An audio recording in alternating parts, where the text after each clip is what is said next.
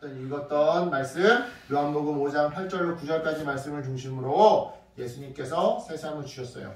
이 제목으로 우리가 말씀을 나누도록 할 건데 오늘은 목사님이 맨 마지막만 놔두고 계속 성대모사로 설교를 진행할 거예요. 오늘은 여러분 안녕하세요. 여러분 안녕하세요. 제 이름은 자리예요. 자리. 이부자리 할 때 그 자리요. 저는 주로 사람들과 함께 지내는데요. 사람들은 제 위에서 누워서 쉬기도 하고 잠을 자기도 한답니다. 물론 이렇게 사람들이 제 위에서 편안하게 누워서 쉬는 것이 저에게도 행복하고 즐거운 일이죠. 오늘 저는요 38년 동안이나 아팠던 제 친구의 이야기를 들려드리려고 해요. 걱정하지 마세요. 지금은요 그 친구의 병이 아주 깨끗이 다 나았답니다. 어떻게 나았는지 궁금하시죠? 그렇다면 지금부터 제가 들려드리는 제 친구의 이야기에 한번 귀 기울여 보세요.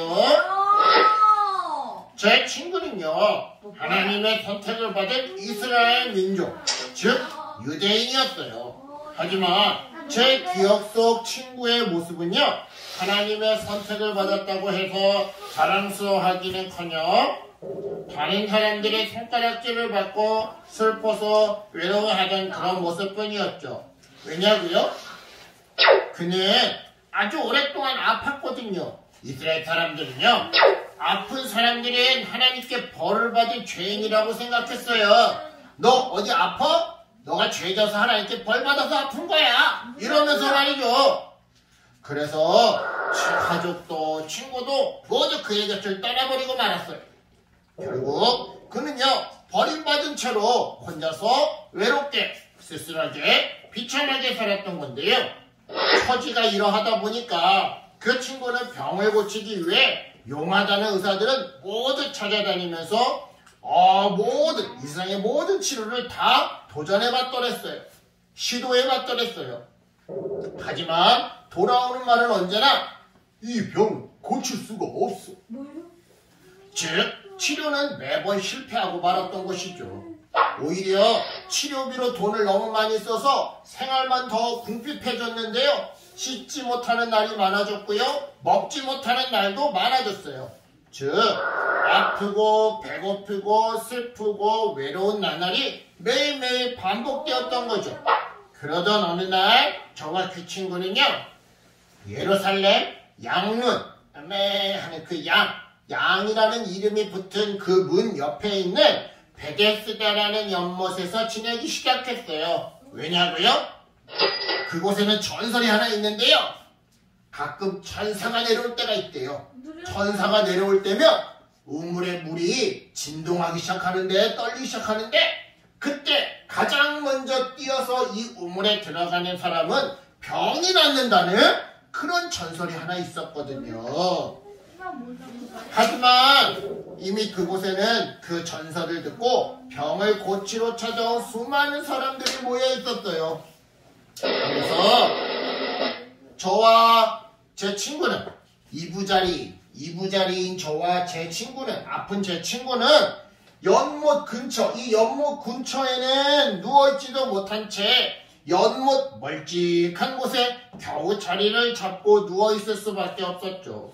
그러던 어느 날 때는 유대인의 명절이었어요. 원래 명절이 되면 유대인들은 하나님께 예배를 드리기 위해 예루살렘 성전으로 올라가는 그런 전통을 가지고 있었거든요. 그때 그 올라가는 사람들을 보면서 제 친구는 마음속으로 기대를 했더랬어요. 예배드리러 가는 이 수많은 사람들 중에 누군가 우리를 도와주지 않을까? 하지만 슬프게도 그건 제 친구의 착각에 불과했어요. 다들 예배드리러 예루살렘 성전으로 들어가기 바빴지 우리처럼 가난하고 몸이 불편한 사람에게는 눈길조차 주지 않더라고요.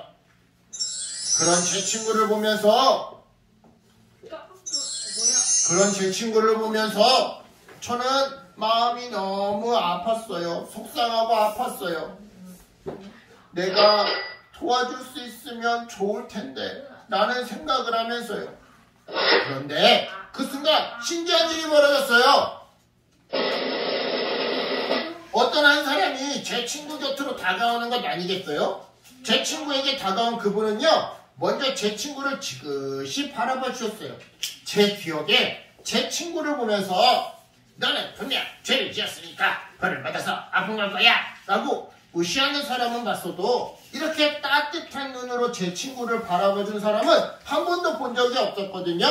그 순간 저는 드디어 친구를 도와줄 사람이 나타났다라고 생각했어요. 그래, 저분이라면 내 친구를 도와줄 수 있을 거야. 아니나 다를까 그분은 제 친구에게 이렇게 질문해 주셨어요. 네가 낫고자 하느냐? 네가 낫기를, 병이 고침받기를, 병이 낫기를 원하느냐? 그러자 친구가 그분에게 그동안 쌓였던 하소연을 털어놓기 시작했어요. 주님, 그동안 저를 도와주는 사람이 아무도 없었답니다. 물이 움직일 때 저를 연못에 넣어주는 사람이 아무도 없다 보니까 제가 가는 동안 다른 사람이 먼저 저 연못으로 뛰어 들어가 버려요. 그래서 저는 이렇게 계속 병에 찌들어서 누워있을 수밖에 없었답니다. 이 말을 듣는데 제 마음이 너무 아프고 슬픈 것 있죠. 왜냐면 이 말이 사실이었거든요. 움직이는 게 불편한 제 친구는요, 매번 다른 사람들이 연못으로 뛰어들어가는 모습을 그저 지켜볼 수밖에 없었어요. 그러니 자기를 도와주는 사람 아무도 없는 자기의 처지가 얼마나 외롭고 슬펐을까요? 그런데요, 이런 친구의 마음을 그분도 알고 계셨던 걸까요? 제 친구의 대답을 들으신 그분이요, 이렇게 말씀하시더라고요. 일어나 네 자리를 들고 걸어가라. 저와 제 친구는요, 깜짝 놀랐어요. 왜냐? 친구는 혼자서는 몸도 일으키지 못할 정도로 오래 병을 앓았단 말이죠. 그러니 저를 들고, 즉 자리를 들고 일어나 걸어갈 힘이 어디 있겠냐고요. 당연히 없죠. 그런데 그런 사람에게 저를 들고, 즉 자리를 들고 걸어가라니 놀라다 못해 정말 어이가 없었던 거죠. 그런데요, 그 순간 놀라운 일이 일어났어요. 친구가 그분의 말을 듣자마자 글쎄 저를 들고, 즉 자리를 들고 일어나는 것 아니겠어요? 뿐만 아니었어요. 이렇게 저를 들고 걸어다니기까지 하는데, 이야, 그날이 바로 전환점이었어요.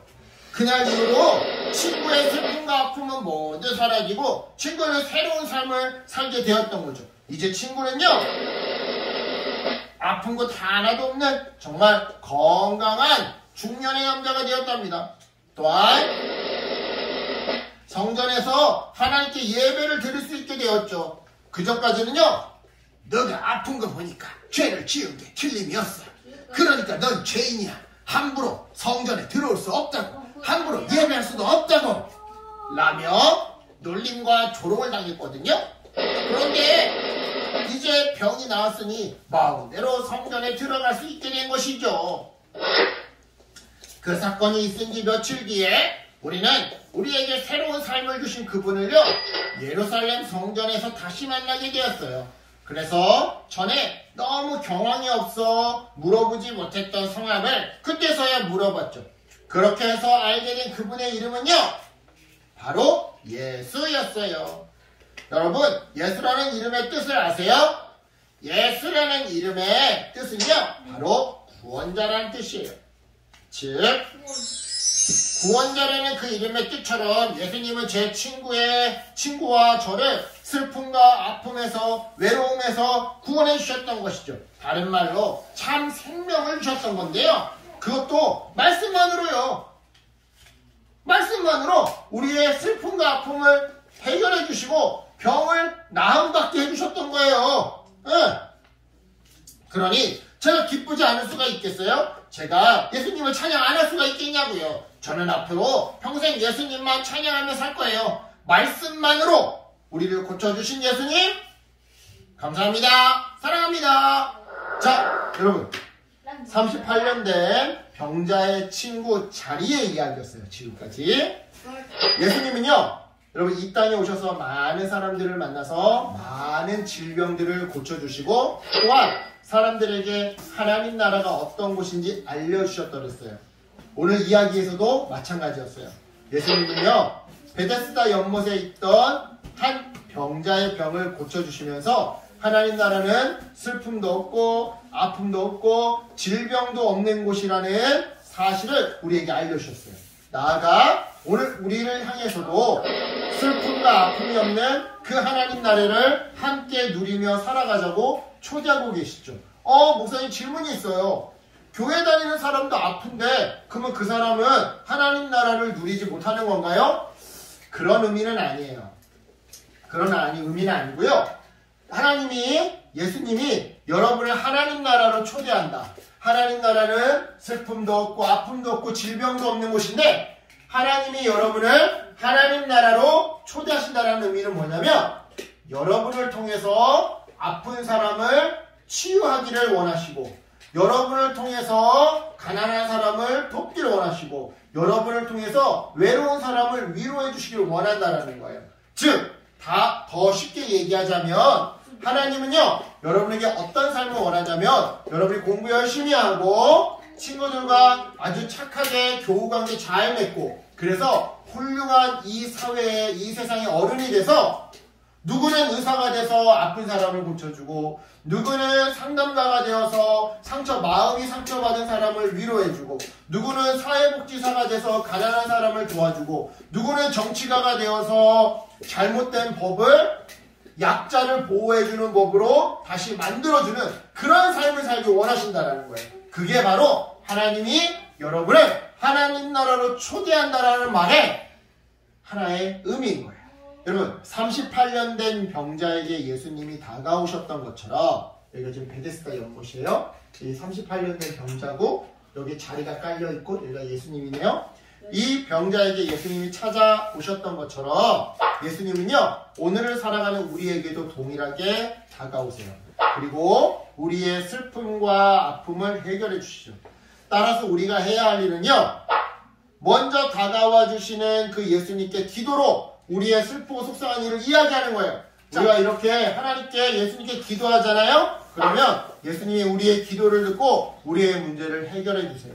따라서 여러분 이 사실을 믿고 예수님께 기도하는 어린이들 되기를 축복해요. 그래서 슬픔과 아픔이 없는 하나님 나라를 함께 누리며 살아가는 여러분들이 되기를 예수님의 이름으로 축복합니다. 잘했어. 기도. 하나님 감사합니다. 오늘도 우리가 말씀을 들었습니다.